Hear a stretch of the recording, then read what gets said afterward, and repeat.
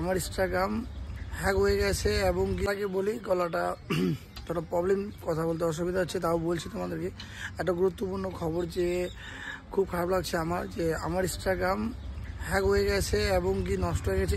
কিছু বলতে পারছি না, কিছু বুঝতে পারছি না আমি, কারণ তোমরা দেখে নাও এখানটায় স্ক্রিনের উপরে আমি তোমাদের দেখাচ্ছি। কালে হট করে সন্ধ্যাবেলা একটা মেসেজ আসলো, মেল আসলো, মেল আসার পরেই আমার এরকম প্রবলেম হয়ে গেছে। তো প্লিজ তোমাদের যদি কারো জানা থাকে এটা সাজেশন বা কোনো কিছু, তো প্লিজ আমাকে জানাও, কারণ আমার 6000 ফলোয়ার ওখানটায় ছিল। খুব খারাপ লাগছে আমার যে আমার 6000 ফলোয়ার मेहनत, এতদিনের मेहनत, 1 साल का मेहनत मिट्टी में मिला गया। तो प्लीज़ সাপোর্ট করো আর আমাকে ইনবক্স করো বা মেসেজ করো, কমেন্ট করো, কুছ ভি করকে আমাকে জানাও যে এটার মানে আমি কী করে ঠিক করবো। আমার খুব খারাপ লাগছে, এতদিনের মেহনত আমার নষ্ট হয়ে গেল।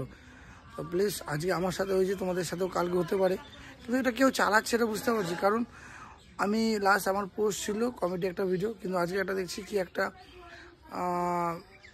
ফলোয়ার কী কী লেখা ছিল পোস্টটার মধ্যে, সেই পোস্টটা করেছে। তোমরা দেখো, আমি তোমাদের দেখাচ্ছি জুম করে, এই পোস্টটা করেছিল। আর হ্যাঁ, এই পোস্টটা করেছে।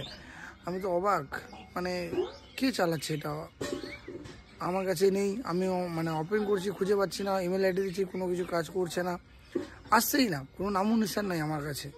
তো হট করে কী করে যে কী হলো আমি কিছু বুঝতে পারছি না। তো প্লিজ তোমাদের যদি জানা থাকে তো প্লিজ আমাকে একটু সাহায্য করো।